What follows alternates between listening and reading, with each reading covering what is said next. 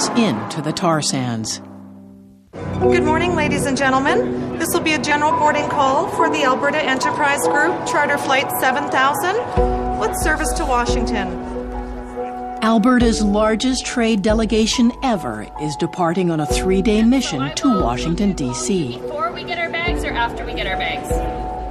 Some of these investors rescued the Edmonton Oilers when the franchise was ready to abandon hockey's heartland and move to Houston. You know, the truth of the matter is it's a very high-quality product. Now they hope to ink some tar sands deals and are bringing along former Premier Ralph Klein's 90-year-old father for moral support. Don't drink too much red wine. Well, you're not making that promise, right? Not really. No, okay. Among the 100-member delegation are the province's business elite, heading companies that employ over 30,000 Albertans and annually gross several $1 billion, much of it in the tar sands. We have put ourselves on track to becoming almost Saudi Canada. The blue-eyed sheiks in the north who will serve their masters in the south. You guys get the oil and we get all the environmental freak shows up here. And the Americans are saying, God, we're so lucky to have friends like the Albertans. The group awaits tomorrow's arrival of Alberta Premier Ed Stelmach, eager to show the Americans a united front. Welcome to Washington, D.C. Hey, thanks very much. And Paul Michael Wiebe waits in the wings, here to help usher in a new energy alliance. AEG, and as well as the Premier and his staff, it'll be good for Alberta, it'll be good for Canada, and certainly for the United States. Yeah. Despite the warm welcome, Alberta's coming out party is in jeopardy. Down the street, American environmentalists protest against the tar sands. Trying to quiet concerns about climate change, President Bush passed an energy bill a month earlier, prohibiting the U.S. military and postal service from buying dirty oil. To me, it says that Alberta is ground zero for global warming. Canada's soil, not for oil! These pieces of legislation are coming up because of people's growing awareness of climate change, of the threat that climate change represents to all of us, and it's not going to go away anytime soon. So it's a problem for the industry in Alberta, without a doubt. Oil! Oh Canada! Oh Canada! Keep your dirty oil! Oh Canada! Oh Canada! If the Americans get really tough on dirty oil, Alberta desperately needs to find another buyer. Lucky for them, China is starved for energy.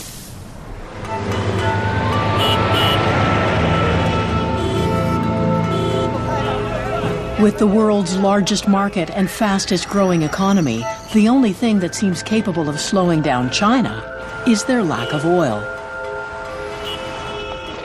By 2010, China will overtake America as the world's biggest energy consumer. For years, they've been trying to push their way into the tar sands game, betting Alberta can rescue their oil-starved economy. Kang Sheng is a Chinese-Canadian who was a scientist with Syncrude, the biggest tar sands player. Now he's working with the Chinese government. So important is oil to China, they established a University of Petroleum, annually churning out 7,000 graduates, many with expertise in the tar sands. Sheng's renowned for developing cheaper ways to process tar sands crude, and the university is his research base camp. On the campus here, you have an oil production facility, as well refinery for the student to perform their apprenticeship. Sheng is experimenting with a cutting-edge chemical process to refine tar sands oil. If it works, tar sands companies won't need to build costly upgraders to sweeten the crude. Sheng's confident his technology could save billions of dollars, enticing potential foreign investors. This is the typical gas oil material we get from the bitumen upgrader from Fort McMurray. Shell's Alexander Vandermade is always looking for the next best thing and likes what he sees. Given the amount of resources they're pouring at it, sooner or later they must be able to succeed. But I would say it's a fast-ticking clock. This society is still accelerating. More and more cars are getting on the road. And I've got a feeling if they make it, it's going to be a really narrow escape. A lot of people seem to be very scared about changes. But on the other hand, Chinese just love to have changes. Chinese just love the crisis. And Chinese always believe it's the crisis that will make a big difference. This is where you're going to make prosperity. The entry point may be Shung's technology, but China's ultimate goal is to own a piece of the tar sands and build a Rocky Mountain pipeline to the Pacific.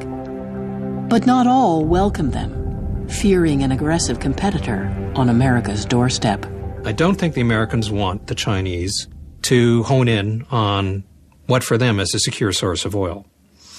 And I think the Canadians are divided about it. I think some would say, well, geez, two markets make sense. We might be able to get a better price for our product. Why not?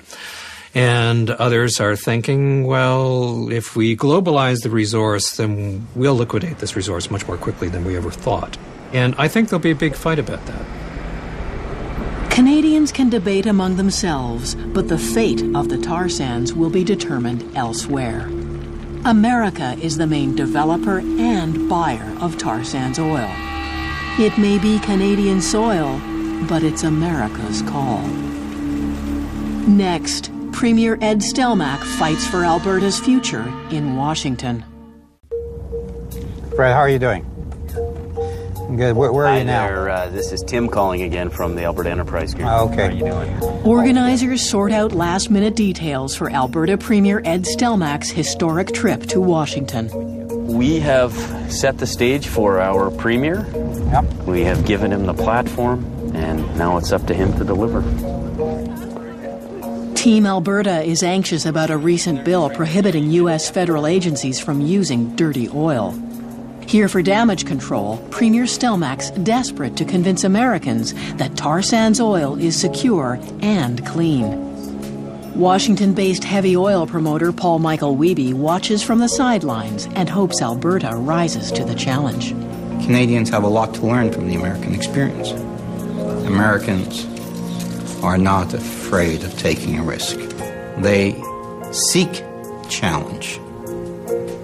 They are not afraid of failure. The room's buzzing, wondering if Premier Stelmach can win back America.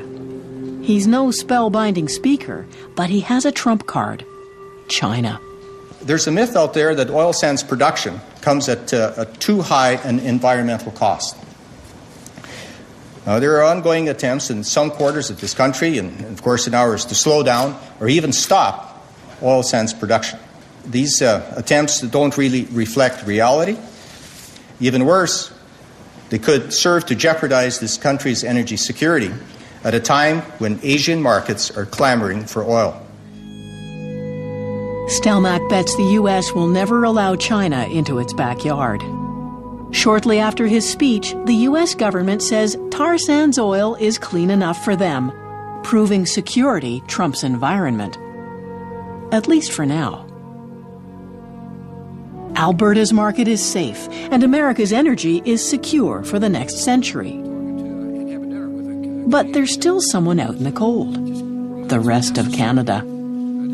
Prime Minister Harper calls Canada an energy superpower, but what we're doing is exporting oil and gas to the United States, and we have no plans to bring in oil and gas for Eastern Canadians. The main pipelines carrying tar sands crude all point south, feeding the U.S. What's missing is a pipeline to eastern Canada, leaving them to get their oil from insecure places like Iraq, Algeria, and Venezuela. We, in fact, are the most insecure country in the International Energy Agency, even though we have all of this oil and gas. While Canada's energy supply is unstable, Norway's future seems secure. Stig Bergseth surveys Statoil's newly acquired piece of the tar sands, confident he can extract oil without open-pit mining. And they send it into the main plant there. Kang Chung remains on the outside, still looking for a chance to get China into the tar sands game. Conveyor belt. Then you set it. Newfoundland welder Jeff Wiscombe spends yet another winter in Fort McMurray. His family dreams of returning home, and perhaps Newfoundland Premier Danny Williams will help them get there. Oh, and one more problem. Cool, he says, cool. I want to do it. When are you going back? Going on Wednesday? But why do you have to? Well, because I have to. After 10 long years in the tar sands, welder Andy Rudick decides the boom comes at too high a price. He's now taken a job closer to home, reuniting his family.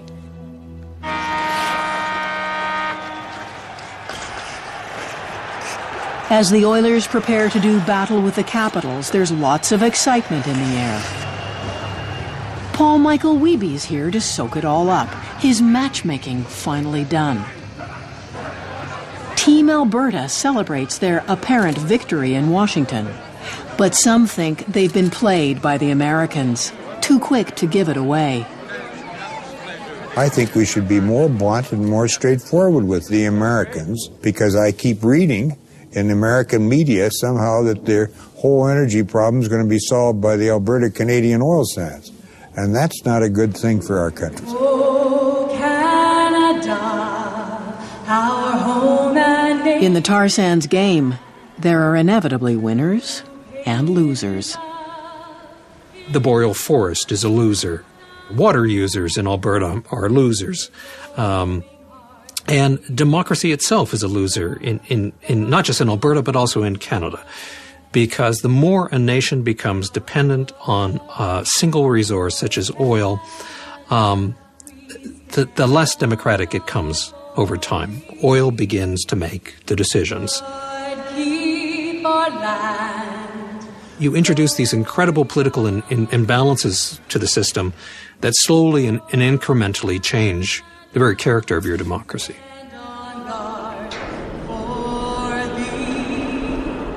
Oh, Canada, we stand on guard for thee.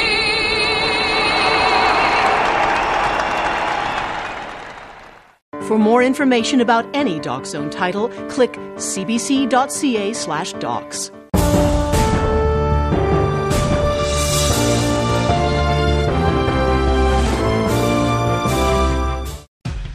Tonight on The Hour, Dr. Samantha Nutt, co-founder of the charity War Child Canada. Plus, from Battlestar Galactica, Katie Sackhoff. This is the place. This is The Hour. Tonight at 11 on CBC. Championship Curling on CBC. The Canadian men's title is on the line, and a chance to represent Canada against the world. Live from Winnipeg, the 2008 Tim Hortons Brier semi-final, Saturday at 2:30 p.m. Eastern on CBC. You tried to stop a secret ship and a radioactive material. A potential breach at ICS. Zoe Kessler. She got it from her father. Kessler races to clear his name and stop a deadly protest. The Border. Canada's #1 new drama. Monday at 9 on CBC. Stay current with up-to-the-minute stories. CBCnews.ca. The National is next on CBC.